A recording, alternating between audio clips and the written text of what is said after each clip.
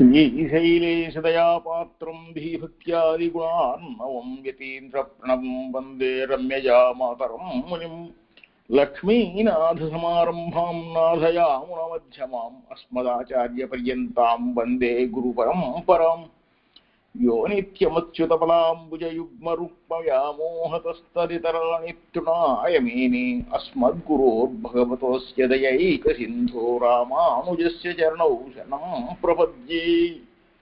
माता पिता योतयस्तनया विभूतिः सर्वं यदेव नियमेन मदन्वयानाम् आद्यस्य नः कुलपतेर्वकुलाभिरामं श्रीमत्तदङ्घ्रियुगलं प्रणमामि मूर्ध्ना। भूतं सरश्च महदाह्वयभटनाद श्रीभक्तिसारकुलशेखरयोगिवाहान् भक्ताङ्घ्रिरेणुपरकालयतीन्द्रमिश्रान् श्रीमत्पराङ्कुशमुनिं प्रणतोऽस्मि नित्यम्। नमस्सभायै सभापतिभ्यश्च। ప్రియ భాగవతోత్తములారా, భగవద్ రామానుజులను గ్రహించినటువంటి వేదాంత దీపంలో మనం ఇంతకు ముందు ఒక 3 అధికరణాలలో బౌద్ధ మతాల్ని తిరస్కరించారు భగవద్ రామానుజులు.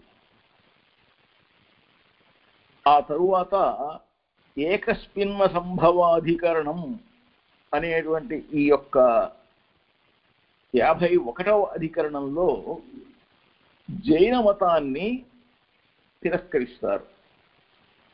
అంటే జగత్తు అనేది ఎలా ఏర్పడింది అని అంటే సమస్త జగత్తుకు కూడాను పరమాణువులే కారణము, పరమాణువులన్నీ కూడాను కలిసి జగద్రూపంలో వచ్చినయి అనేటువంటి వాదనే జైనులు చేస్తారు.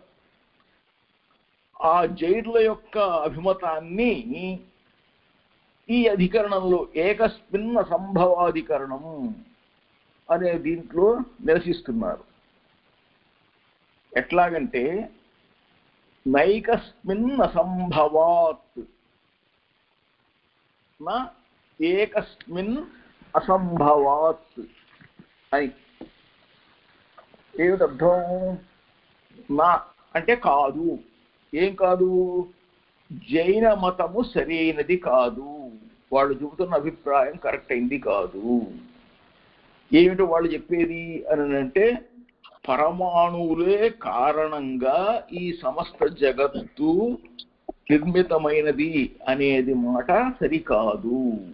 ఎందుకంటే ఏకస్మిన్ అసంభవాత్తు, ఏకస్మిన్ ఒక దాని యందు, అసంభవాత్తు అంటే ఒకేసారిగా 2 విరుద్ధ ధర్మాలు ఒక్కదాంట్లోనే సంభవించడం అనేటువంటిది, అంటే ఒక భేదము ఒక అభేదనము రెండూ కూడాను ఈ భేదాభేదాలు ఒక చోట చక్కగా కలిసి ఉండటం అనేటువంటిది సూత్ర విరుద్ధము. సూత్రం స్వామి అంగీకరించరు. అడియన్ ఎన్నో సూత్రం? ఏకస్మిన్న సంభవాధికరణం 205వ సూత్రం స్వామి. నైకస్మిన్న సంభవాత్ అని. దాన్ని జైన మతము తగనిది. ఎందుకంటే ఒక వస్తువునందు ఒక సత్వ అసత్వ అనేది, ఉన్నది లేనిది అనేటువంటి విరుద్ధ ధర్మ సమావేశం ఒకే కాలంలో సంభవించటం అనేది జరగదు కాబట్టి అని చెప్పేసి సూత్రార్థం.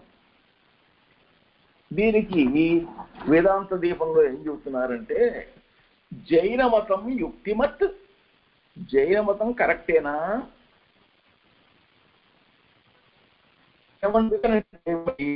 ఈ విధంగా 2 ఒకేసారి జరగటం అనేటువంటిది సంభవిస్తుందా సంభవించదా అంటే అక్కడే చెప్పే సమాధానం ఉతనా ఇది సంశయ. జైన మతం యుక్తిమైందేనా, కరెక్టేనా కాదా అని అంటే వెంటనే పూర్వపక్షం చెప్తారు కదా, ఏమని? యుక్తిమత్. అవునండి, యుక్తమైనదే. ఎట్లాగంటే జీవ అజీవ శబ్ద అభిలషణీయ భోక్తృభోగ్యాత్మకస్య జగతః సత్వ అసత్వ నిత్యత్వ అనిత్యత్వ భిన్నత్వ అభిన్నత్వ అనైకాంత్య అంటే ఇటువంటివన్నీ పరస్పర విరుద్ధమైన వాటన్నింటితో కూడా కూడి ఉన్నటువంటిది ఈ జగత్తు. అంతా అనైకాంత్యంగా ఉన్నది. అంటే ఏమంటున్నారు? జీవ అనే దానికి విరుద్ధమైన అజీవ అంటే జీవుతోనూ జీవరహితులతోనూ ఎట్లా ఉందంటే భోక్తృభోగ్యాత్మకమైనటువంటి ఈ జగత్తు సత్వ అసత్వ, ఉండి లేనిది, ఉన్నదాంతోనూ లేని దాంతోనూ కూడి ఉన్నది, నిత్యమైన దాంతోనూ అనిత్యమైన దానితోనూ కూడి ఉన్నది, భిన్నమైనటువంటి దాంతోనూ అభిన్నమైన వాటితోనూ కూడి ఉన్నది అనంటే ఇది ఎందుకు ఎప్పుడూ ఒకే తీరుగా ఉండదు. కాబట్టి వీటి చేత షడ్ద్రవ్యముల రూపంగా అలా ఒక పర్యాయ రూపంగా ఉండటం చేత సంపూర్ణంగా సమస్త జగత్తుకు కూడాను ఒక ద్రవ్యము సమస్త జగత్తు అని అంటే ఈ సత్వము, ఏకత్వము, నిత్యత్వము అనేటువంటివి చక్కగా సరిపోతుంటుంది. పర్యాయ రూపంగా ఉంటుంది అంటే ఒకప్పుడు ఇట్లా ఒకప్పుడు అట్లా ఉంటుంది అని అంటే ఈ విపరీతమైనటువంటివి ఏవైతే ఉన్నాయో, సత్వ అంటే అసత్వత్వం, ఏకత్వం అంటే అనేకత్వం, నిత్యత్వం అంటే అనిత్యత్వం, ఇవన్నీ కూడా సరిపోతాయి. ఎందుకంటే ఒక్కోసారి అట్లా అట్లా మారిపోతుంటాయి కాబట్టి. కాబట్టి వాటి పర్యాయాలు అని అంటారు. పర్యాయాలు అని అంటే అర్థం ఏంటంటే ఇక్కడ ఘటత్వము, పటత్వము మొదలైనటువంటి అవస్థా విశేషాలు. ఒక చోట ఒక ఘటం ఉందనుకోండి, ఆ ఘటం ఉంటే ఘటం ఉన్నది అని అంటాం. తర్వాత ఏముంది ఎక్కడ అంటే ఘటాభావం అనేది ఉంది అని అంటారు. కాబట్టి ఘటం లేకపోయినా కూడాను అక్కడ ఘటాభావం ఉంది అని అంటారు అన్నమాట. ఇటువంటి వాదన చేసుకుని చెబుతున్నారు. విజ్ఞానం ఘటాదయశ్చ సర్వే భావాః నసంతి కుతః ఉత్పత్తి అనిరూపణాత్ అని అన్నారు ఇంతకుముందు ఒకసారి. ఇప్పుడు సర్వధానుపత్తేశ్చ అన్న చోట అట్లా ఇక్కడ భోక్తృభోగ్యాత్మకస్య జగతః సత్వ అసత్వ నిత్యత్వ అనిత్యత్వ భిన్నత్వ అభిన్నత్వైః అనైకాంత్యం షడ్ద్రవ్యతత్పర్యాయాత్మన అవస్థితత్వాత్ కృత్స్నస్య జగతః ద్రవ్యాత్మన సత్వైకత్వ నిత్యత్వాని ఉపపన్నాని పర్యాయ ఆత్మనా చ విపరీతాని పర్యాయాశ్చ ఘటత్వ పటత్వాది అవస్థా విశేషాః ద్రవ్యస్వరూపస్య ఏకత్వాత్ స్థిరత్వాత్ సద్బుద్ధి బోధ్యత్వాత్ తేన రూపేణ ఏకత్వాది యుక్తం. పర్యాయ శబ్ద అవిధేయ అవస్థా విశేషాణం తు అనేకత్వాత్తు అస్థిరత్వాత్తు అసద్బుద్ధిబోధ్యత్వాత్తు తేన రూపేణ అసత్వ అనిత్యత్వ అచ్యత్వాని యుక్తాని ప్రతీతి వ్యవస్థాపకత్వాత్తు సర్వస్య వస్తునః ఉభయాకార ప్రతీతేః ఉభయం ఉపపన్నం. ఎట్లా వాదిస్తారు అని అంటే ఇట్లా అంటే అట్లా, అట్లా అంటే అట్లా అన్నట్టుగా అన్నమాట. సత్ అనేటువంటి ఒక భావన చేత బోధ్యం అయ్యేటువంటిది ఆ ఆకారంలో ఏకుంటేట ఏకత్వాల ద్వారా. అలాగే పర్యాయ శబ్దాలతో చెప్పబడేటప్పుడు ఎట్లా ఉంటుంది, ఒక్కొక్క అవస్థా విశేషాలతో అస్థిరంగా ఉంటుంది. కాబట్టి అప్పుడు అసత్ అని అంటారు. కాబట్టి సత్ అనేది ఉంది, అసత్ అనేది ఉంది. అది సత్తా అసత్తా అనేటువంటి ఏ విషయం బుద్ధితో తెలుసుకోవాలి స్వయంగా. మరి రూపంతో ఉందా అరూపంతో ఉందా అని అంటే అది కూడాను అనిత్యమా నిత్యమా అని అంటే ఈ నానాత్వాలన్నీ కూడాను సకల వస్తువుల్లోనూ ఉంటాయి అనేటువంటి ఒక నిర్ణయం చేసి ఈ రెండు విధాలుగా రెండూ కరెక్టే అని చెప్పేసి అని అంటారు పూర్వపక్షం వాళ్ళు. ఎట్లాగంటే ఒక వస్తువుకి అస్తిత్వం అనేటువంటిది ఉంది, నాస్తిత్వం అనేటువంటిది ఉంటుంది.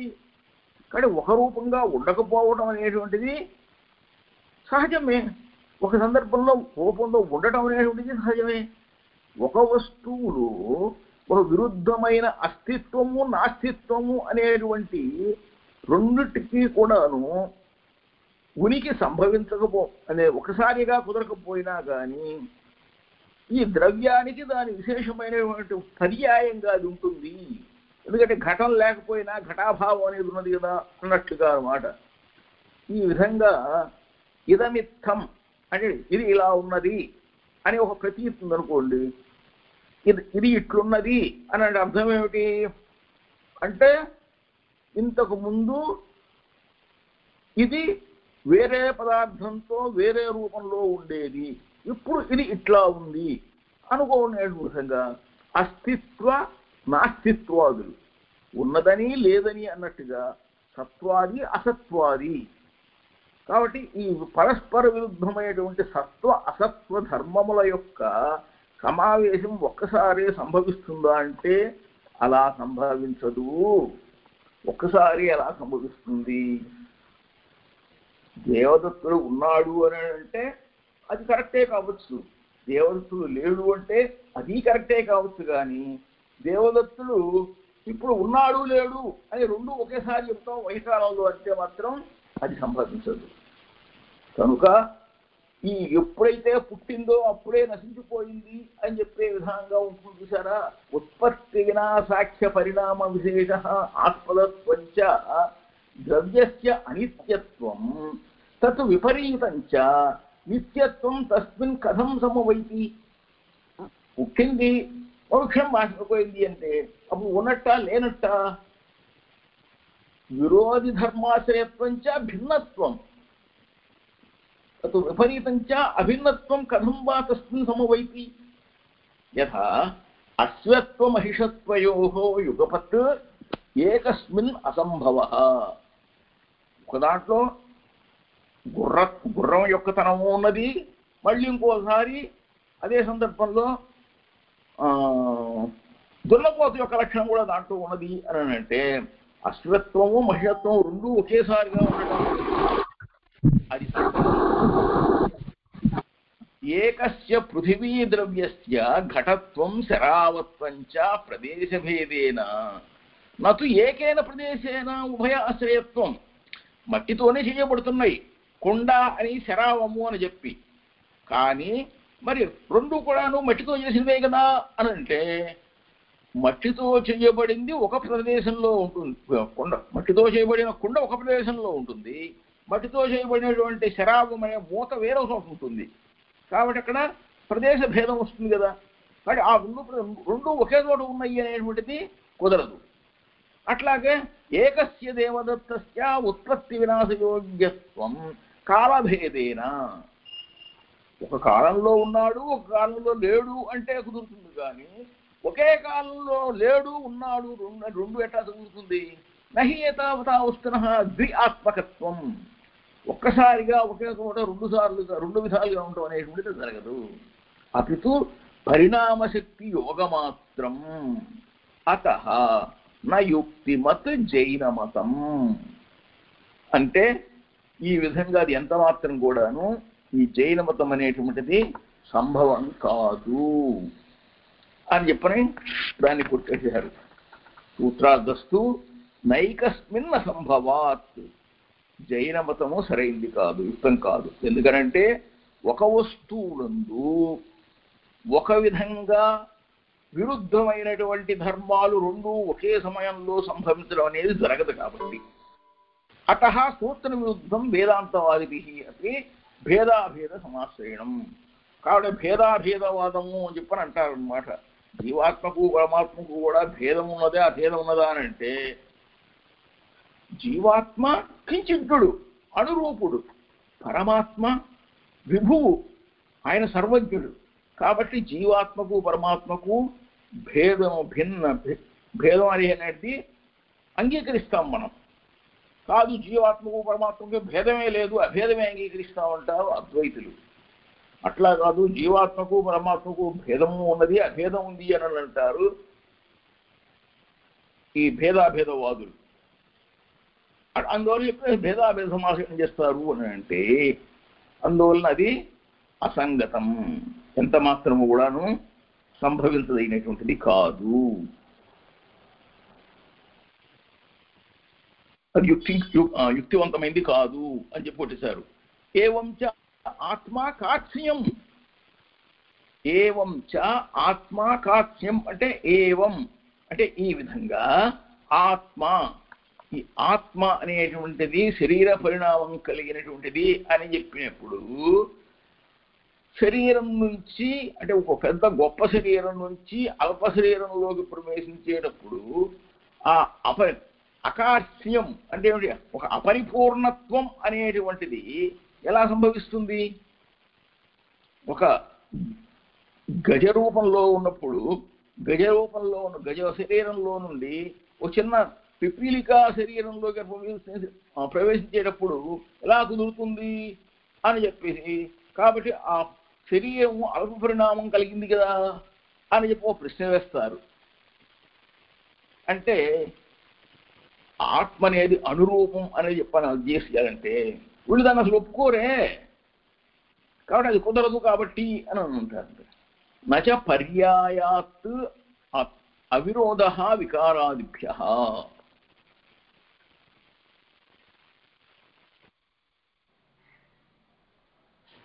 పర్యాయాదపి, అంటే అటువంటి ఒక అల్పత్వము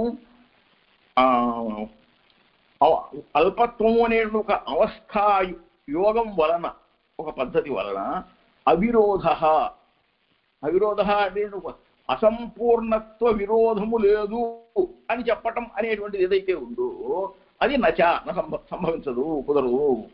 ఎందువల్లంటే వికారాదిభ్య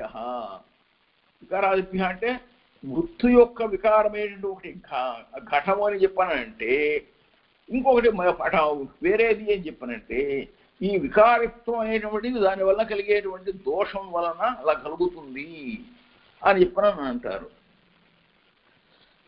అప్పుడు తర్వాత సూత్రంలో చెబుతున్నారు చూడండి, అంత్యావస్థితే చ ఉభయ నిత్యత్వాత్ అవిశేష.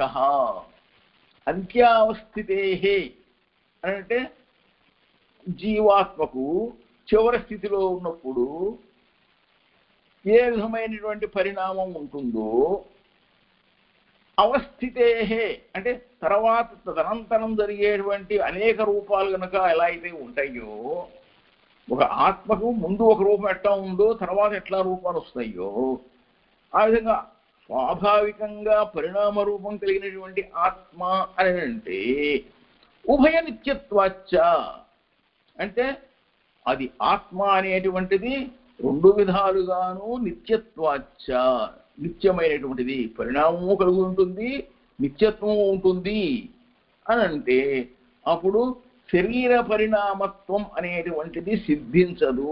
శరీరానికి పరిణామం అనేటువంటి కుదరదు. ఆత్మే ఆ విధంగా మారేటైతే మరి శరీరం ఎట్లా కుదురుతుంది? శరీరం ఈ విధంగా పెద్ద మారుతుంది కానీ ఆత్మ అట్లా మారటం అనేది ఉండదు. అవిశేష పూర్వావస్థ అంటే ఏంటి, అంతకు ముందట అవస్థలో లేదు కదా. అందువలన ఈ జైన మతం అనేటువంటిది సరైంది కాదు అని అనమాట. అంటే వీళ్ళ ఉద్దేశంలో ఏం చెప్తారంటే, చీమలోనేమో చీమంత ఆత్మ ఉన్నదిట, పెద్ద ఏనుగులేమో ఏనుగంత ఆత్మ ఉంటుంది అని అంటారనమాట. ఒక ఆత్మకి మనకి వేదాంత మతంలో ఏమో చెబుతుంది, ఆత్మ అంటేనేమో కేవలం అణుపరిమాణం, వాలాగ్ర శతభాగస్య శతదా కల్పితస్య అని అన్నారు. ఒక వెంట్రుక యొక్క పై భాగాన్ని తీసి చూస్తే అందులో ఆరోగ్యం మాత్రమే సూక్ష్మమైన అణువు అని చెప్పుకుంటుంది అనమాట. కాబట్టి ఆ విధంగా జైన మతము అనేటువంటిది తిరస్కరింపబడింది. దాని తర్వాత పశుపత్యధికరణం అని అన్నారు. ఈ పశుపత్యధికరణం అన్న దాంట్లో ఏంటంటే, ఈ కపిల మతము, కణాద మతము అంటే వైశేషికులు, సాంఖ్యులు, అట్లాగే బౌద్ధులైనటువంటి సౌగతులు అనేటువంటి వాళ్ళు, అర్హతలు అనేటువంటి వాళ్ళు, వీళ్ళందరి యొక్క అభిప్రాయాలన్నీ కూడా తిరస్కరింపబడ్డాయి కదా, సమంజసం కాదు అని చెప్పేసి. ఇవన్నీ కూడాను సమంజసంగా లేవు కాబట్టి, ఇవన్నీ సరిగ్గా లేవు కాబట్టి, ఇవన్నీ కూడాను వేద విరుద్ధం కాబట్టి, పైగా ఇప్పుడంటే ఏమిటి, బౌద్ధంలో ఉన్నటువంటి రకరకాల బౌద్ధాలు, జైనము ఇవన్నీ కూడాను వేదానికి విరుద్ధంగా ఉంటాయి. అవైదికమైన మతాలు, అవైదిక దర్శనాలు అనమాట. కాబట్టి వేదవాక్యాలు కాబట్టి ఇవి వెంటనే తిరస్కరింపబడతాయి. కాబట్టి శ్రేయస్సు కోరేటువంటి వాళ్ళు ఎవరు కూడా వాటిని ఆశ్రయించకూడదు. అలా అని చెప్పి ఇప్పుడు పశుపతి మతం తీసుకుందావా అని అంటే, ఈ పశుపతి మతం కూడాను వేదానికి విరోధమే అవుతుంది. ఎందుకంటే అది అసామంజస్యాత్, సమంజసంగా లేదు కాబట్టి. అంతేకాకుండా అనాదరణీయత్వాత్, అది అంత ఆదరణీయం కూడా కాదు అని చెప్పబడుతోంది. అంటే ఏమిటి, ప్రధానమే కారణము, ప్రకృతియే స్వయంగా ఏర్పడింది అని పరమాత్మను అంగీకరించకుండా ప్రకృతిని స్వయంగా ఏర్పడిందని అంగీకరించినట్లయితే, దాని కారణంగా పాశుపత మతం అనేటువంటి దాన్ని ఎట్లా అయితే సాంఖ్య మతాన్ని నిరాకరించారో అదేవిధంగా ఈ పాశుపత మతాన్ని కూడా నిరాకరించవలసి ఉంటుంది. అట్లాగే సౌగతులు, అర్హతలు అనేటువంటి బౌద్ధులు కూడా తిరస్కరింపబడ్డారు. ఈ పాశుపత నిరసనం ఎట్లా జరుగుతుందో చూద్దాం. ఎందుకంటే ఇది వేదానికి మొత్తానికి కూడాను భాష్యం కాబట్టి, వేద భాష్యం. ఎందుకంటే పత్యుహు అసామంజస్యాత్ అని అన్నారు.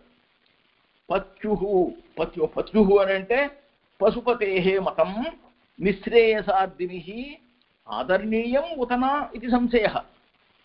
ఈ పశుపతి మతం అనేటువంటిది శ్రేయస్సు కోరుకునేటువంటి వాళ్ళు ఆదరించవలసిందేనా కాదా అని సందేహం వచ్చింది అని అంటే, పూర్వపక్షులు ఏమంటారు, ఏది కాదో అవును అంటారు కదా ముందుగా. అదే ఆదరణీయం, ఇది పూర్వపక్ష. పశుపతి మతం కూడా ఆదరించాల్సిందే అని చెప్పనన్నారు. ఎట్లాగంటేట, పరమ పురుషార్థ సాధన అవబోధిత్వేన నిఖిల వస్తు సాక్షాత్కార సమర్థ పశుపతి ప్రణీతత్వాత్ అని చెప్పేసానన్నారు. ఏంటేట, ఈ యొక్క పత్యుహు, ఈ పశుపతి యొక్క మతం, పశుపతి మతం ఆదరణీయం అయినటువంటిది నా కాదు. ఎందుకనంటే అసామంజస్యాత్, సమంజసం కాకపోవడం వలన అన్నాం. ఎందుకనంటే అది వేద విరుద్ధమైనటువంటి ఆచారాన్ని బోధించేది కాబట్టి అని చెప్పని అన్నారు అని సూత్రార్థమైతే, వీళ్ళేమంటున్నారు చివరికి, ఆ పరమ పురుషార్థ సాధనమైనటువంటిది ఇది మోక్షాన్ని తెలియజేస్తుంది కాబట్టి, సమస్త వస్తువుల్ని కూడా సాక్షాత్కరించుకుంటుంది కాబట్టి పశుపతి మతం ఇది ఆదరణీయమే. ఎవరైతే శ్రేయస్సు కోరుకుంటారో వాళ్ళందరికీ ఆదరణీయమే పూర్వపక్షం చెప్తాంటారు. దానికి సమాధానం చెబుతున్నారు, అయ్యా అనాది నిధనమైనటువంటిది వేదం కదా. అనాది నిధన అవిచ్ఛిన్న పాఠ సంప్రదాయ నిరస్త ప్రమాదాది నిఖిల దోష గంధ వేద సిద్ధ పర అపరతత్వ వ్యత్యయ ప్రతిపాదనాత్. అంటే అనాదిగా అవిచ్ఛిన్నమైనటువంటి నిధనమైనటువంటి మూలధనమైనటువంటి పాఠ సంప్రదాయాలు కలిగినటువంటి ఏ ఒక్క విధమైనటువంటి ప్రమాదం కానీ దోషము అనేటువంటి చిన్న వాసన కూడా లేనటువంటి సుస్థిరమైన వేదం చేత చక్కగా తత్వాన్ని తెలియజేస్తున్నటువంటి నిమిత్త కారణము ఉపాదాన కారణాలకు కూడాను భేదాన్ని కూడాను తెలియజేస్తూ, ఈ నిమిత్త కారణ ఉపాదాన కారణాలకు భేదాన్ని కూడా ప్రతిపాదిస్తూ కూడాను దేవతార్చన అనేటువంటి చేయటం, పూర్ణకుంభస్థాపన అనేటువంటి చేయటం, ముద్రికాషట్క విజ్ఞానం చేయటం, ముద్రికాషట్క ధారణం చేయటం, అంటే ఆగమానుసారం చేయవలసిన పద్ధతులను చేస్తూ ఉండేటువంటిది వేద విరుద్ధమైనటువంటి ఆచారాన్ని ప్రతిపాదించేదవటం వల్ల, అది అసమంజసం అవటం వల్ల ఆ పాశుపత మతం అనేటువంటిది ఎంత మాత్రం ఆదరించదగింది కాదు, అనాదరణీయం అని అంటున్నారు. సురాకుంభస్థాపన తస్థ దేవతార్చన ముద్రికా షట్క విజ్ఞాన తత్ ధారణాది వేద విరుద్ధ ఆచార ప్రతిపాదన ప్రత్వాచ్చ అసామంజస్యాత్ అనాదరణీయం ఇది. అది కొందరు అభిప్రాయాలు. సూత్రార్థస్తు పత్యు అసామంజస్యాత్ నైకస్మిన్ అసంభవాత్ ఇత్యతః నా ఇత్యనువర్తతే. అంటే పత్యు అంటే పశుపతి యొక్క మతం నా ఆదరణీయం. కుతః ఎందువలన? వేద విరుద్ధ తత్వాచార అవబోధిత్వేన అసామంజస్యాత్. పశుపతి మతంలో చెప్పుబడే విధంగా వాడు చేసే విధానాలన్నీ కూడాను సురా ఇత్యాదులు ఏవైతే ఉన్నాయో అవన్నీ కూడాను పూర్తిగా నిరోధించదగినవి కాబట్టి అది ఏమాత్రం కూడాను ఆదరించదగినటువంటిది కాదు. ఇంకా అధిష్టాన అనుపపత్తేశ్చ. అధిష్టానం అంటే ఎవరు? ఆ పరమాత్మ పరమాత్మను ప్రధానంగా ఉండడంలో కూడాను నిమిత్త కారణంగాను అనుపపత్తేశ్చ అంటే పరమాత్మకు ప్రధానానికి నిమిత్త కారణత్వం అనేటువంటిది ఉత్పత్తి కాకపోవడం అనేది. అంటే పరమాత్మను అంగీకరించడం చేత కదా అని అంటారేమో. పరమాత్మను అంగీకరించేటట్టయితే మరి ప్రధానాధిష్ఠిత్వం ఎందుకు చెప్పబడింది ఇక్కడ? కనుక ఈ శరీరంతో ఉన్నటువంటి కులాలుడు ఇత్యాదులకందరికీ కూడాను ఘటాధ్యధిష్టానం కనిపిస్తోంది కదా. అశరీరుడైనటువంటి పరమాత్మకు ఈ ప్రధానాష్ఠితృత్వం సరిపోనందువలన అది అసామంజస్యం, సమంజసం కాదు. అంటే సశరీరత్వం అంగీకరించినా కానీ ఆ శరీరం అవయవాలతో కూడినది అవడం చేత దానికి నిత్యత్వం అంగీకరించడం అనేటువంటిది ఎంత మాత్రం కూడాను అనిత్యత్వాన్ని అంగీకరిస్తే దోషం అవుతుంది అని చెప్పేసి తెలియజేస్తున్నారు ఈ సూత్రంలో. అనుమేయ ఈశ్వర అభ్యుపగమేన హి ప్రధానస్య అధిష్టానం ఈశ్వరస్య ఉచ్యతే సశరీరస్య ఏవ కులాలాదేః. అధిష్టాన దర్శనాత్ అశరీరస్య ఈశ్వరస్య ప్రధాన అధిష్టాన అనుపపత్తేశ్చ అసామంజస్యం. అశరీరత్వ అభ్యుపగమేపి తత్ శరీరస్య సావయవస్య నిత్యత్వే అనిత్యత్వే చ దోషః పూర్వోక్తః ఇత్యభిప్రాయః. కనుక అది ఆ అనిత్యత్వం అంగీకరిస్తే దోషం వస్తుంది అని చెప్పే సంగతి ముందు చెప్పారన్నమాట. కాబట్టి కర్ణవచ్చేత్ న భోగాభ్య.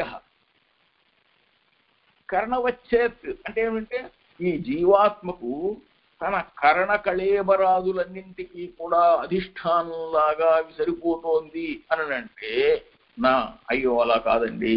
ఎందుకంటే భోగాదిభ్య ఈ జీవాత్మకు తన కర్ణ కళేబరాధిష్టానం అంతా కూడాను దీనివల్ల వస్తుంది. అతను చేసుకున్న పుణ్యపాప రూపకర్మం అంతా కూడాను. కానీ ఆ పుణ్యపాప రూపకర్మానుసారం వచ్చిన కర్మ నిమిత్తం వచ్చినటువంటి వాటి వల్ల ఈ కర్ణ కళేబరాదుల యొక్క అవస్థలు కలుగుతాయి.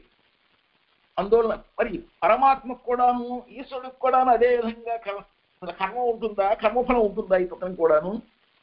అందువల్ల లేదనక అధిష్టానం ఉంటుందా అంటే మరి పుణ్యపాప ఫల భోగాది జీవాత్మ స్వభావాల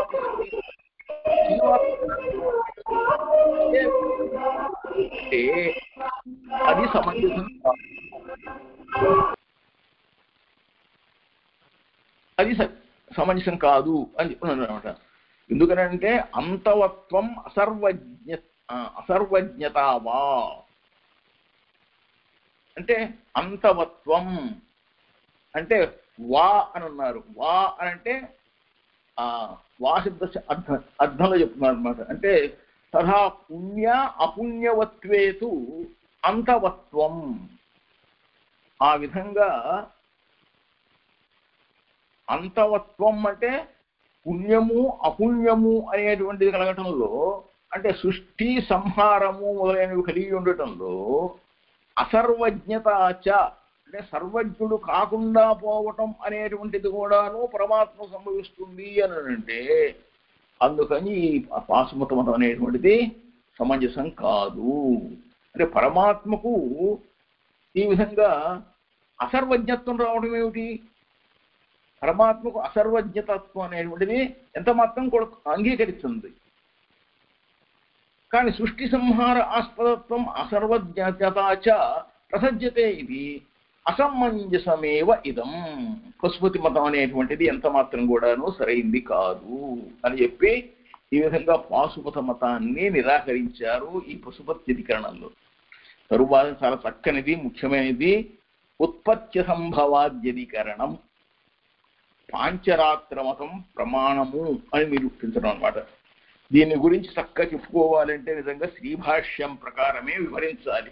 ఇది కేవలం ఈ 4 సూత్రాలతో చెప్తే కొన్ని కట్టే కొట్టే తెచ్చానట్టుగా ఉంటుంది.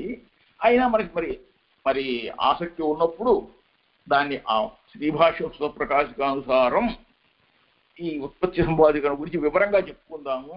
ప్రస్తుతానికి మాత్రం దీన్ని యథావిధంగా చూసుకుందాం. సాంఖ్యాదితంత్ర ఉత్పత్తి అసంభవాత్. ఉత్పత్తి అసంభవాత్ అని అంటే ఉత్పత్తే అసంభవాత్.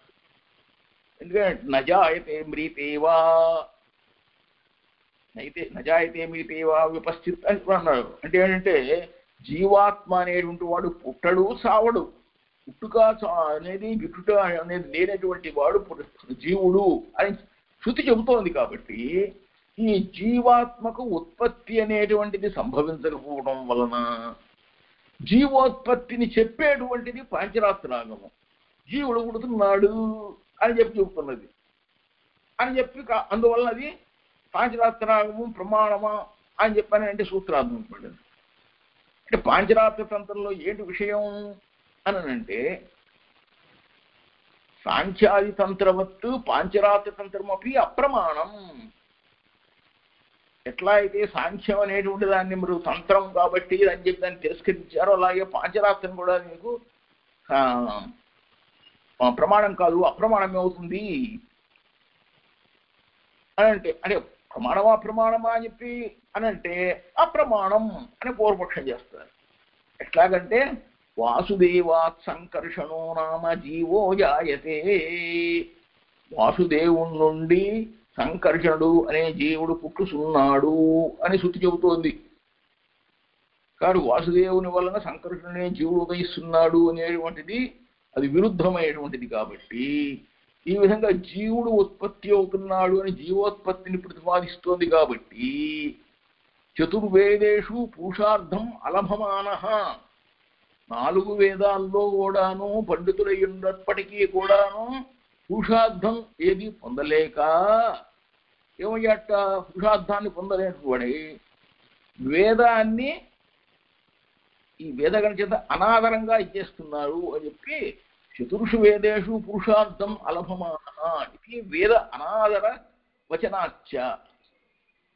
అసమంజసమైన వాక్యం చెప్పింది కాబట్టి పాంచరాత్రం ప్రమాణం కాదు అని అంటే రాద్ధాంతస్తు దానికి సిద్ధాంతం ఏంటంటే సంకర్షణ ప్రద్యుమ్న అనిరుద్ధానాం పరబ్రహ్మభావానాం అజాయమానో బహుధా విజాయతే ఇది శృతి ప్రసిద్ధ స్వేచ్ఛావతార ప్రతిపాదనాచ్చ న క్వచిత్ శృతి విరోధ జీవ అహంకార మనఃశబ్దాశ్చ తత్తత్ శరీరకాణాం సంకర్షణాదీనాం ఏవ అభిదాయికాః.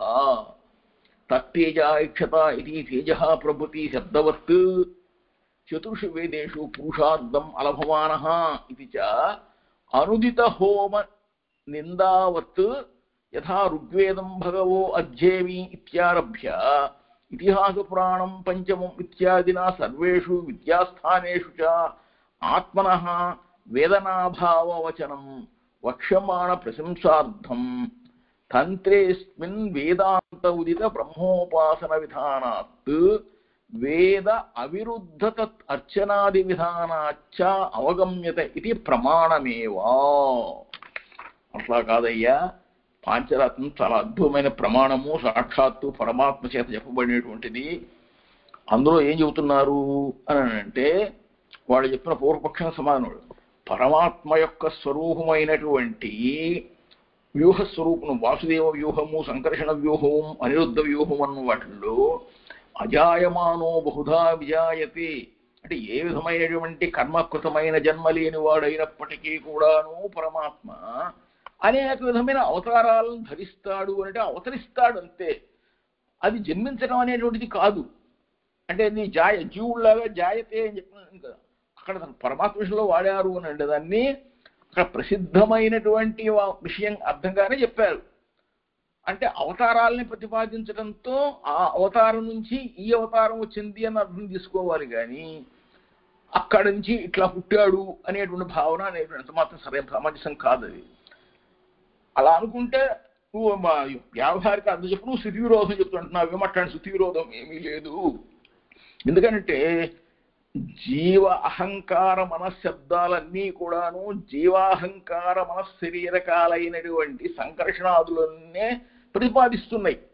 అంటే ఈ గుణాలన్నీ కూడాను, అహంకార మనశ్శబ్దాదులన్నీ కూడాను, జీవన్నీ కూడాను సంకర్షణుడు అనేటువంటి పరమాత్మ యొక్క వ్యూహ స్వరూపాన్ని అంగీకరిస్తాయి, అవి ప్రతిపాదిస్తాయి. తత్తేజ ఐక్యత అంటే ఏమిటి?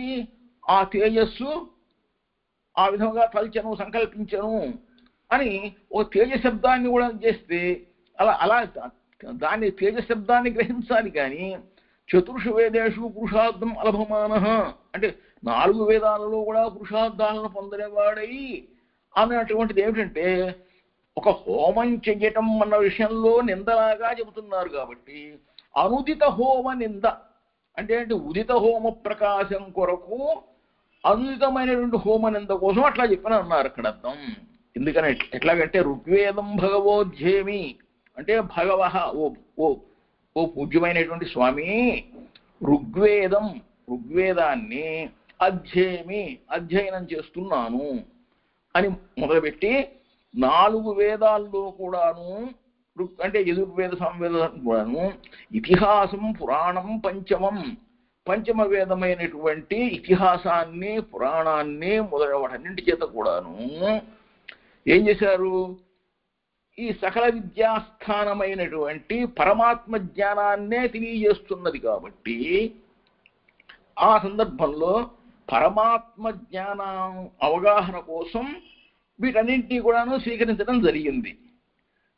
అందువలన ఈ పాంచరాత్రంలో వేదాంత మతం అనేటువంటిది, వేద ప్రామాణ్యం అనేటువంటిది పరమాత్మ యొక్క ఉపాసన కొరకు విధించడం అనేది వేదానికి అనుకూలమే, కానీ ఇందులో ఏ ఒక్కటి కూడా వేద విరుద్ధమైనటువంటిది కానే కాదు. కాబట్టి పైగా భగవదర్చననే విధిస్తోంది కదా, ఆ పరమాత్మని అర్చన చేసే విధానం తెలియజేస్తోంది. కాబట్టి పంచరాత్రం అనేటువంటిది ఎంత మాత్రం కూడా అంత సంపూర్ణ పరిపూర్ణ ప్రమాణమే, కానీ అది పొరపాటు అని పూర్వపక్షం ఏది చెబుతోందో అది ఎంత మాత్రం కాదు అని చెప్పని అంటున్నారు.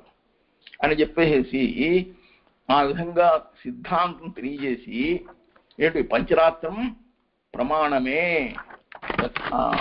వీళ్ళు చెప్పినటువంటి పరిధి ఎంత మాత్రం కాదు. అక్కడ అర్థం ఏమిటంటే ఉత్పత్తి అసంభవాత్ నజాయతే మ్రీతే వా ఇత్యాది సుతే జీవస్య ఉత్పత్తి అసంభవాత్ జీవోత్పత్తి వచనాచ్చ ఇది నా ప్రమాణం అనే చూసారా?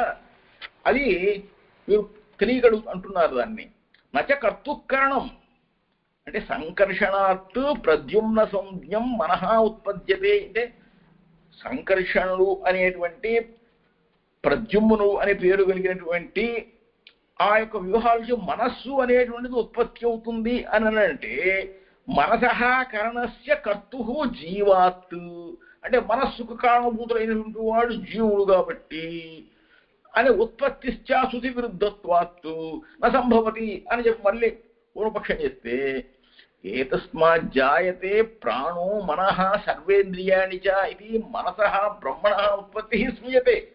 మనస్సును కూడా భగవంతుడితో సమానం, పరమాత్మతో దీని చెప్పారు. పరమాత్మ నుంచి ఉత్పత్తి అయిందేగా మనస్సు కూడాను.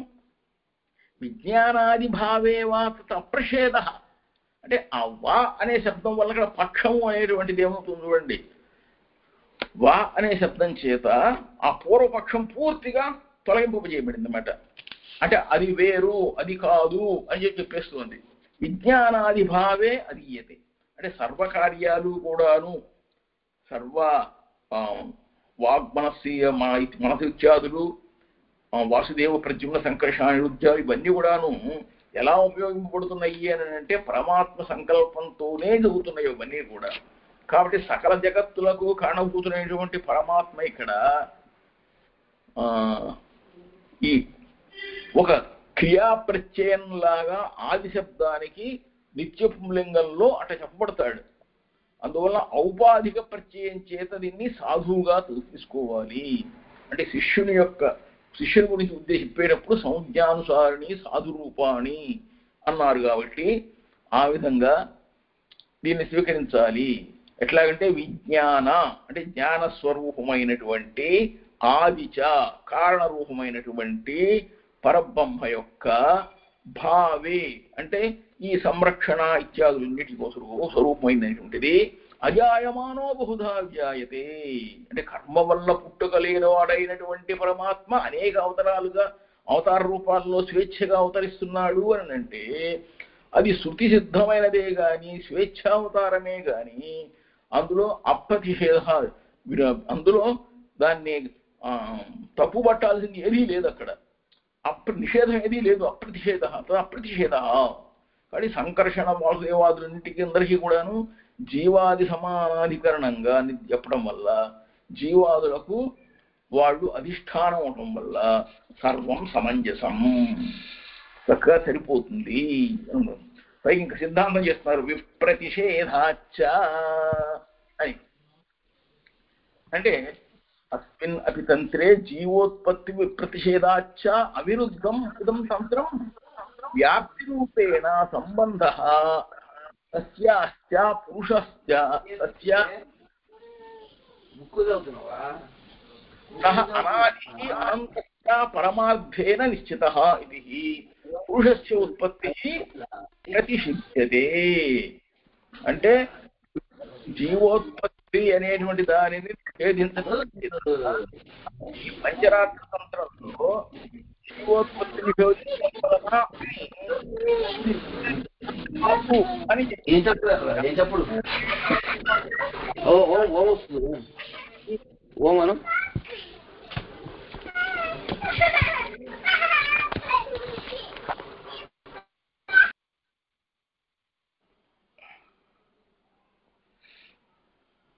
పరమార్థే నిశ్చిత. ఆ ప్రకృతికి ఈ జీవాత్మకు వ్యాప్తి రూపంగా జ్ఞాన వ్యాప్తి ద్వారా సంబంధం ఉంది కదా. కాబట్టి ఆ జీవాత్మ అనాది, జీవాత్మ కూడా ఆది అనేటువంటిది ఏమాత్రం లేవాడు. ఆది విద్యతే స అనాది.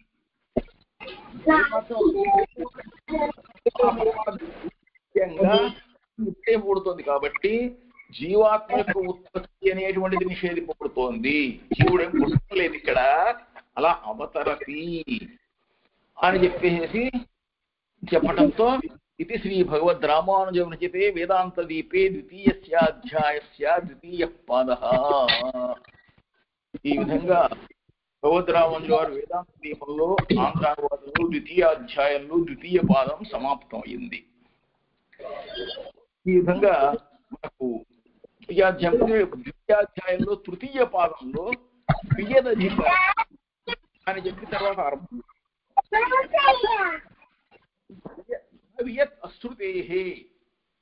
నా వియత్ అశ్రుతే అంటే వియత్ వియత్ వియత్ అంటే అర్థం ఏమిటంటే ఇక్కడ వియదధికరణంలో ఆకాశము అనేటువంటిది, వియత్ అనేటువంటిది నా అంటే నా ఉత్పద్యతే. ఆకాశం అనేటువంటిది ఉత్పత్తి కాదు అని అంటే ఆకాశం ఉత్పత్తి అవుతుందా కాదా అని చెప్పి మళ్ళీ ఇక్కడ ప్రశ్న, సంశయం అన్నమాట, సందేహం. ఆకాశం అనేటువంటిది నవియత్ అశ్రుతే అని అంటే వియత్ అంటే ఆకాశము నా ఉదయించదు. ఎందుకంటే అశ్రుతే శ్రవణం లేదు కాబట్టి, ఎందుకంటే దానికి ఏది సంభవించడం దానికి ఉనికి లేదు కాబట్టి అని సూత్రార్థం అనమాట. ఆకాశం అనేటువంటి విషయం, ఆకాశం ఉదయిస్తుందా లేదా అని సంశయం అని అంటే ఒక విధమైనటువంటి నా ఉత్పద్యతే ఇది పూర్వపక్ష. ఎందుకు ఉత్పత్తించదు అంటే నిరవయవస్య సర్వగతస్య ఆత్మనః ఇవ ఉత్పత్తి అసంభవాత్ అసంభావనీయస్య శ్రవణంచ న సంభవతి అతః ఉత్పత్తి శృతి గౌణీ ఇది అని అంటే అసలు అవయవం లేనటువంటి నిరవయవమైనటువంటి సర్వగతమైనటువంటి ఆత్మవలే ఉన్న ఆకాశానికి ఉత్పత్తి సంభవించదు కాబట్టి ఆ సంభవించిన దానికి శ్రవణం లేదు, అలా సంభవించింది ఇదే లేదు కాబట్టి ఆకాశ సంభూత అనేటువంటిది ఆకాశోత్పత్తి అనేటువంటిది గౌణార్థము అని పూర్వపక్షం. అంటే అయ్యా కాదండి, ఆకాశం చక్కగా పుడుతుంది, ఆత్మనః ఆకాశ సంభూత ఆకాశాద్వాయు వాయోరగ్ని అగ్నేరాపః అద్య పృథివీ పృథివ్యా ఓషధయ ఓషధీభ్యో అన్నం అన్నాత్ పురుష అని చక్కగా శృతి తెలియజేస్తుంటుంటే దాన్ని కాదు అని చెప్పిన ఎట్లా అనగలరు? వియత్తు ఉత్పద్యతే ఏవ ఉత్పత్తి శృతేహే. ఆ విధంగా ఉత్పత్తి అని చెప్పి శృతి కూడా కనిపిస్తుంది మనకి. అతీంద్రియార్థ విషయయా శృత్యా అభీతే అర్ధే నిరవయవత్వాది హేతుకం నా అనుత్పత్తి అనుమానం ఉదేతుం అలం. అలా కాదు, ఈ ఉత్పత్తి లేదు ఆకాశానికి అనేటువంటి మాట ఎంత మాత్రం సమర్థనీయం కాదు. అది ఉత్పత్తి ఆ పరమాత్మ నుంచి ఆకాశం అనేటువంటిది ఉత్పత్తి అవుతుందనే శృతి ఉంది కాబట్టి, పైగా అది నిత్యత్వం అనేటువంటిది నిరవయవత్వం అనేటువంటిది కాదు అని కూడాను సిద్ధాంతం చేసేసారు. కాబట్టి అవేవచ అనుత్పత్తి శృతే ఏవ నిత్యత్వం నా నిరవయత్వాదినా సూత్రార్థస్తు నా వియత్ అశ్రుతే వియత్ న ఉత్పద్యతే కుతః అశ్రవణాత్ అసంభావనీయస్య శ్రవణ అసంభవాత్. అస్తితు వితః ఉత్పత్తిః ఆత్మనః ఆకాశ సంభూతః ఇది శృతేః. అతీంద్రియార్థ విషయయా శృత్యా ప్రమాణాంతర అప్రతిపన్న వియత్తుత్పత్తి ప్రతిపాదనం తు సంభవత్యేవ నా అగ్నినాశించేత్ ఇదివత్ అయోగ్యం ఇత్యర్థః. ఆ విధంగా అస్తితు అని అంటే ఆకాశోత్పత్తి కలగదు కదా అని చెప్పని అంటే ఆత్మనః ఆకాశ సంభూతః పరమాత్మ నుండి ఆకాశం పుట్టింది ఉదయించింది అనే శృతి వలన ఒక అతీంద్రియార్థమైనటువంటి ఈ శృతి ప్రమాణం చేత ఆకాశోత్పత్తి ప్రతిపాదన సంభవిస్తోంది. అగ్నినాశించేత్ అనండి, అగ్నితోనే తడుపుతాను అంటే ఎట్లా ఉంటుందో అట్లాంటిది అయోగ్యం కాదు. ఇదేమీ కూడాను సార్ కరెక్ట్ అయిన సత్యమైనటువంటి ప్రమాణం. సత్య సంకల్పుడైన పరమాత్మ నుండి సత్య సంకల్పం వలన పరమాత్మ నుండి ఆత్మనః ఆకాశ సంభూత, అంతేగాని అదేమి గౌణార్థం కాదు. అదే అర్థం చేశారు. గౌణీయ సంభవాత్ శబ్దాచ్చ అన్నాడు. తత్తేజో అసృజత ఇది ప్రతిపన్న తేజ ప్రాథమ్య విరోధాత్ మధ్యే వియత్ ఉత్పత్తి న సంభవతి ఇది ఉత్పత్తి శృతి గౌణీ అంటే వాయుశ్చ అంతరిక్షంచ ఎతద్ అమృతం. ఇది గౌణార్థం ఎట్ట అవుతుందండి? ఎంత మాత్రం కానే కాదు. ఎందుకనంటే బ్రహ్మ తేజస్సును సృష్టించాడు. ఆ తేజసృష్టి యొక్క ప్రాధాన్యాన్ని తెలుసుకోవటం వలన ఆకాశోత్పత్తి అనేటువంటిది ఇక అక్కడ గౌణం చెప్పబడింది అన్నమాట. వాయుశ్చ అంతరిక్షం ఏతత్ అమృతం అంటే ఈ వాయువు కూడాను ఈ ఆకాశం వల్లనే జరిగిందన్నమాట. ఆకాశానికి వాయువు అని వచ్చింది కదా, కాబట్టి అమృతత్వ బోధకం వలన అని చెప్పనంట. శాచ్చ ఏకస్య బ్రహ్మశబ్దవత్ ఇది సాక్షాత్తు ఆకాశం కూడాను పరమాత్మ శబ్దంతో చెప్పబడుతుంది. ఏకస్య చ ఆకాశ సంభూత ఆకాశాద్ వాయు వాయోరగ్ని అని చెప్పబోయేటువంటి వాటిల్లో ఏం చెప్తున్నారు? ఆకాశ ఏకస్య సంభూత బ్రహ్మశబ్దవత్ యథా ఏకస్య బ్రహ్మశబ్దస్య ఏక ప్రకరణే సూయమానస్య తస్మాత్ ఏతద్ బ్రహ్మ నామరూపం అన్నంచ జాయతే ఇది ప్రధాన గౌణత్వం తపసా చీయతే బ్రహ్మ ఇది బ్రహ్మణే ముఖ్యత్వంచ శ్రవణే ఆవృత్తౌ తు ఆనుషంగీ అపి అభిధాన ఆవృత్తేః ఆనుషంగః అపి తత్తుల్యః ఇత్యభిప్రాయః. అది గౌణమవుతుంది. ఎట్లా అంటే అట్లా అనే విధంగా ఇప్పుడు అంటున్నాడు అనమాట. ఎందుకనంటే పృథివీకి లక్షణమైనటువంటి భూతాల్లో ఎట్లా అయితే మన ప్రకృతిలో చెప్పబడుతున్నాయో అట్లాగే ప్రకృతిలో గౌణార్థంలో చెప్పబడిందో తపసా చీయతే బ్రహ్మ అని అన్నట్టుగా తపస్సు చేత పరబ్రహ్మ దర్శింపబడుతున్నాడు కాబట్టి పరమాత్మ ముఖ్యమైనప్పుడు ఈ శ్రవణావృత్తి వలె ఈ అభిధాన వృత్తిలాగా దీనికి అనుషంగమైంది కాబట్టి శ్రవణంతో సమానమైంది అని చెప్పని శంక తీసుకొస్తే ఆ శంకని ప్రతిహరిస్తారు. ప్రతిజ్ఞాహానిరవ్యతిరేకాత్ అంటే ప్రతిజ్ఞాహాని అంటే ఏనాశ్రుతం సుతం భవతి, దేని చేతైతే కారణమైనటువంటి ఏ బ్రహ్మ శ్రవణం చేత శ్రవణము కాదో, శ్రవణము కానిది అశ్రవణం అవుతుందో అని ఏక విజ్ఞానం చేత సర్వ విజ్ఞానం చెప్పట్టుగా బ్రహ్మ విజ్ఞానం చేత ఆకాశాది సర్వ విద్యా ప్రతిజ్ఞ కూడాను ఏ విధమైన హాని లేకపోవడం చేత అవ్యతిరేకాత్ ఆకాశము పరమాత్మచే అక్కడ ఉదయించడం చేత పరమాత్మ కంటే వేరు కాదు కదా ఆకాశం కూడా, కాబట్టి అది నిత్యమే సత్యమే అలా సంభవిస్తుంది అని శబ్దేభ్య అలా అని చెప్పి శబ్దం కూడా మనకు వినిపిస్తుంది అనమాట. శబ్దేభ్య అంటే ఇతశ్చ సదేవ సౌమ్యా ఇదమగ్ర ఆసేత్తు ఐతదాత్మ్యదం సర్వం ఇత్యాదిభ్య బ్రహ్మణ ప్రాక్సృష్టే ఏకత్వావధారణ సర్వాత్మకత్వాదివాదిభ్య శబ్దేభ్యశ్చ స్వీయదుత్పత్తి. శబ్దం వల్ల శబ్దగుణకమైనటువంటి ఆకాశము సర్వాత్మకమైనటువంటిది అక్కడ తెలుస్తుంది. తేజ సృజత అంటే ఆకాశాత్మన ఆత్మన ఆకాశ సంభూత ఆకాశాద్ వాయు వాయోరాగ్ని, కాబట్టి అన్నిటికీ అది మూలమైంది కాబట్టి ఆకాశ ఉత్పత్తి అవచనాత్ ప్రతీయమానం తేజ ప్రాథమ్యం సమాన ప్రకరణస్థై ప్రకరణంతరస్థైశ్చాశబ్దై ప్రతీయమానం వియదుత్పత్తిం అనివారయతి ఇది అభిప్రాయ. కాబట్టి యావత్ ఎంతవరకు కూడాను ఛాందోగ్యోపనిషత్తులు చెప్పినట్టుగా తత్తేజో ఐక్షత అజుసృజత అన్నట్టుగా ఎంతవరకు అంతవరకు కూడాను ఆకాశోత్పత్తి అనేటువంటిది ఆకాశం యొక్క ఉత్పత్తిని నివారించాలి అని చెప్పని అభిప్రాయం చేస్తే దాన్ని కూడా అలా కుదరాదు అని చెప్పని చేస్తారనమాట. ఎట్లాగంటే ఆకాశోత్పత్తి అనేటువంటిది ఒక స్వరూపంలాగా చెప్పలేదు, కానీ ఐతదాత్మ్యమిదం సర్వం అని చెప్పబడింది కదా. కనుక ఐతదాత్మ్యమిదం సర్వం అని చెప్పబడింది కాబట్టి ఇత్యాదిన ఆకాశాదేహ సర్వస్య వస్తున బ్రహ్మ వికారత్వవచనాత్ యావద్వికారం విభాగ ఉత్పత్తి ఉక్తా ఏవ ఇది గమ్యతే.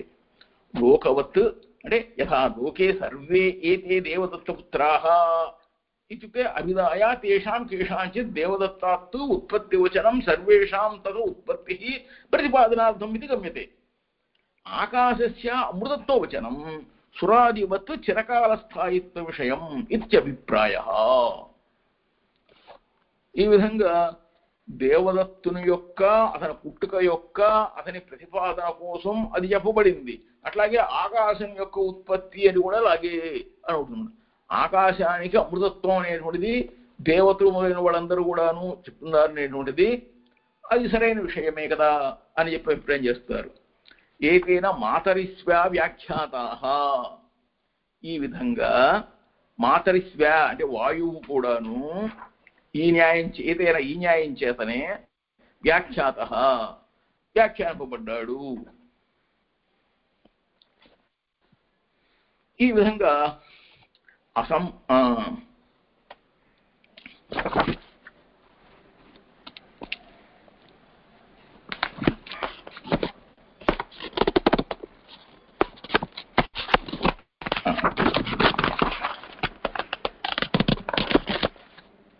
అనేనైవ న్యాయేన మాతరిస్వ్యానః అపి ఉత్పత్తిః ఉక్తా న అయం న్యాయాతి దేశః అధిక అంశక అభావాత్ తేజః అతః తథా హి ఆహ. ఇది వాయోః తేజసః ఉత్పత్తిం వక్తుం పృథక్ ఉపాదానం. ఆ విధంగా ఆకాశోత్పత్తి జరగటానికి అమృతత్వ వచనం దేవతలు మొదలైన వారికి వలె చాలా మందికి కూడా ఈ విధంగా ఇది ఇక్కడ పేర్కొనబట్టం అనేది ఉన్నది అన్నమాట. అది సరిపోతుంది. ఏదైనా మాతరిశ్వ వ్యాఖ్యాతాః అన్నప్పుడు కూడా వాళ్ళు కూడాను ఈ ఏక విజ్ఞానం చేత సర్వ విజ్ఞానం చెప్పబడినట్లుగా దేవతలందరి చేత కూడాను ఈ ఆకాశం అనేటువంటిది చెప్పబడిన విధంగా తత్వాలకు తత్వాంతరాల ఉత్పత్తికి కూడా కారణం కాబట్టి అటు తత్వశరీరకుడైనటువంటి పరమాత్మకు కూడాను ఇది పరమాత్మలో ఉత్పత్తి అవుతున్నది అని చెప్పి తెలుస్తుందన్నమాట. తేజసః తాహ్యాః అదేవిధంగా తేజస్సుకు కూడా చెప్పబడింది. ఆకాశాద్వాయుః ఇత్యాది వ్యవహితః ఖలు కార్యాణి కిం స్వ అంతరాత్ ఆకాశాదేహే కేవలాచ్చ ఉత్పద్యంతే ఉత తచ్చరీరాత్తు పరస్మాత్ బ్రహ్మణః ఇది సందేహ. మళ్ళీ అక్కడ ఇంకో సందేహం తీసుకొస్తారు. ఏమంటారు? ఏమండి, ఆ తేజస్సు అనేటువంటిది ఉదయిస్తోంది కదా, వాయువు వలనే వాయురగ్ని అని చెప్పన్నారు కదా. అయితే అక్కడ వాయురగ్ని అనే దాని వలన అగ్ని చెబుతున్నది కార్యోత్పత్తి అంటే ఆకాశాద్దు వాయు అన్నారు, వాయోహ అగ్ని అని చెప్పారు. ఇప్పుడు ఆకాశం వల్ల వాయువు మొదలైన తర్వాత ఉదయం ఇంచేటువంటి కార్యాలన్నీ తర్వాత జరుగుతున్నాయి. ఇక్కడికి అన్నీ ఆకాశం వల్లనే పుడుతున్నాయి అంటారా? అంటే ఆకాశాది శరీరకుడు అయినటువంటి పరమాత్మ వలన అని అంటే ఆకాశాన్ని నిశ్చేతనం చేసేయాలని చెప్పి అతను పూర్వపక్షం ఉన్నాడు. అయ్యా అట్లా కాదు, ఆకాశం నుంచి గడుతున్నాయి అంటే ఆకాశానికి అంతర్యామి అయినటువంటి పరమాత్మ వల్లనే అని. ఆకాశాద్వాయు, ఆకాశం వల్ల వాయువు, వాయురగ్ని, వాయువు వల్ల అగ్ని ఉంటాడు. ఈ విధంగా అన్నింటి ఉత్పత్తి కూడాను మనకి ఏతస్మాత్ జాయతే ప్రాణ, ఏతస్మాత్ ఈ పరమాత్మ వల్లనే ఇవన్నీ కూడాను వీటన్నిటికీ ప్రాణం అనేటువంటిది కూడా ఉదయిస్తుంది. కాబట్టి సర్వోత్పత్తి కారకుడు పరమాత్మయే. కాబట్టి తత్తేజ తదైక్షత బహుశ్యాం ప్రజాయేయ అని చెప్పారు కదా. కాబట్టి అన్నిటికీ మూల కారణుడు అతనే. కనుక యహ తేజసీ తిష్టన్ యస్య తేజశరీరం అన్నప్పుడు ఎవరు ఈ తేజస్సుకు అంతర్యామిగా ఉన్నవారు, ఎవరు ఆకాశములకు అంతర్యామిగా ఉన్నటువంటి వారు, ఎవరు వాయువుకు అంతర్యామిగా ఉన్నవారు, ఎవరు జలానికి అంతర్యామిగా ఉన్నవారు అని అంటే అన్నింటికీ సర్వాత్మ పరమాత్మ, అన్నింటికీ శరీరిగా ఉంది పరమాత్మయే. సర్వము పరమాత్మకు శరీరమే. కాబట్టి ఈ శరీర భావం వల్ల అన్ని శబ్దాలకి ఆకాశవాయు ఇత్యాది సర్వశబ్దవాచ్యుడైనటువంటి పరమాత్మ వల్లనే సాక్షాత్తు సర్వోత్పత్తి జరుగుతుంది అని సిద్ధాంతం అనమాట. అట్లాగే ఆపహ, ఆపహ అంటే అతస్తనాహి ఆపహ అని వర్తిస్తుందంటే ఆ తేజస్సుకి ఎట్లయితే వర్తించిందో అదేవిధంగా జలం కూడా ఉదయిస్తుంది అన్నదానికి వర్తిస్తుంది. అగ్నేరాపహ అని అన్నమాట. అలాగే అద్య పృథివీ అనే సూత్రం అన్నమాట. పృథివీ కూడా అదే విధంగా పుట్టినమాట. అద్య పృథివీ అని చెప్పి అన్నమసృజంత అని ఆ విధంగా పృథివీకి వాటికి అన్ని కూడా మళ్ళీ పరమాత్మయే మూలకానుభూతుడు. అధికార రూప శబ్దాంతరేభ్య అంటే మహాభూత సృష్ట్యధికారం చేత పృథివీ అవధి అంటే ఏంటి, ఆకాశం మొదలుకొని పృథివీ వరకు అభ్య ఆరభ్య పృథివీ అవధి మొత్తం వరకు కూడాను పరమాత్మయే కారణం అని అక్కడ ఆ పూర్వపక్షానికి తగ్గట్టుగా సిద్ధాంతం చెబుతున్నారు. తర్వాత తదభిధానాదేవతు తల్లింగాత్ అనే సూత్రం నుంచి సిద్ధాంతం చేస్తారు. తదభిధానాదేవతు తల్లింగాత్ అని 230 సూత్రం నుంచి సిద్ధాంతం. ఈ సిద్ధాంతాన్ని రేపు స్మరిద్దాం. మరలా 230 సూత్రం రేపు. శ్రీమతే రామానుజాయ నమః.